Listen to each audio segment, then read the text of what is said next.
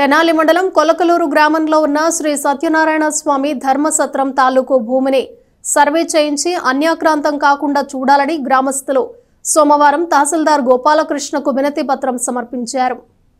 తహసీల్దార్ కార్యాలయంలో సోమవారం జరిగిన ప్రజల సమస్యల పరిష్కార వేదికలో కొలకలూరు గ్రామానికి చెందిన గ్రామస్తులు తమ గ్రామంలో 1921వ సంవత్సరంలో దాతలు సత్రం కోసం ఇచ్చిన భూమి అందులో ఉన్న పెంకుటిల్లు శిథిలావస్థకు చేరాయని, దీంతో పాటు ఆ స్థలం అన్యాక్రాంతం అయ్యే అవకాశం ఉందని, కావున సర్వే చేయించాలని వినతి పత్రంలో కోరారు.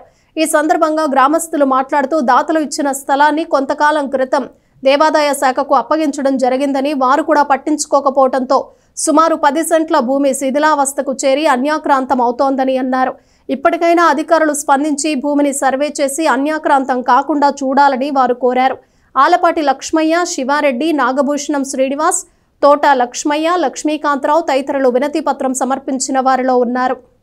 ఈరోజు గ్రీవెన్స్కి కొలకలూరు నుంచి ఒక సబ్జెక్ట్ తీసుకొని వచ్చామండి. అది మా పురాతన కాలంలో 1921లో సత్యనారాయణ ధర్మసత్రం అని ఒకటి ఏర్పాటు చేశారు. మా సొంత ఆస్తుల నుంచి తీసి బాటసారులకి ఆ రోజున 2 మనుషులకు భోజనం పెట్టి అక్కడ నివాసం ఉండేటట్లుగా నడక మార్గమే ఉండేది కాబట్టి ఆ రోజుల్లో ఆ ఏర్పాటు చేస్తున్నారు మా పూర్వీకులు.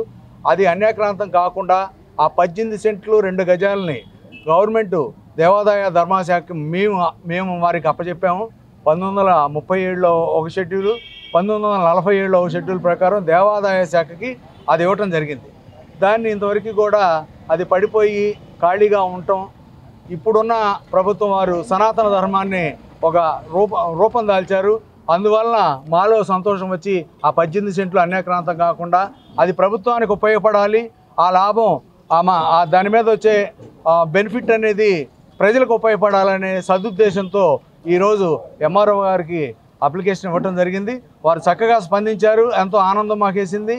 ఇట్లా ముందుకెళ్ళి పెద్దలు ఎంపీ గారిని, ఎమ్మెల్యే గారిని, ఎమ్మెల్సీ గారిని, మంత్రి గారిని వీళ్ళందరినీ కూడా అప్రోచ్ అయ్యి ఆ కార్యక్రమాన్ని ముందుకు తీసుకెళ్ళి ఖచ్చితంగా అది నెరవేరే వరకు చేస్తామని చెప్పి సంకల్పం తీసుకున్నాము.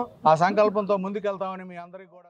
పూర్వం అక్కడ ధర్మసత్రంలో వచ్చిన బాటసారులకి ఇద్దరికి రోజు ప్రతి నిత్య అన్నదాన కార్యక్రమం చేసేవాళ్ళు. బాటసారులు వచ్చి అక్కడికి వచ్చి ఉండి ఒక రోజు కానీ 2 రోజులు కానీ ఉండి వెళ్తూ ఉండేవాళ్ళు. అప్పుడు నడకన వెళ్ళేవాళ్ళు కదా. అందుకని ఆ బ్రాహ్మణులు పొలం కూడా కొంత ఉంది. ఆ పొలం అనుభవిస్తూ 2.5 సెంట్లు 2.5 ఎకరాలు అనుభవిస్తూ ఇద్దరికి మాత్రం అన్నదానం చేస్తూ ఉండేవాళ్ళు. అది ఇప్పుడు జరగటం లేదు. అదంతా కూడా శిథిలావస్థలో ఉంది.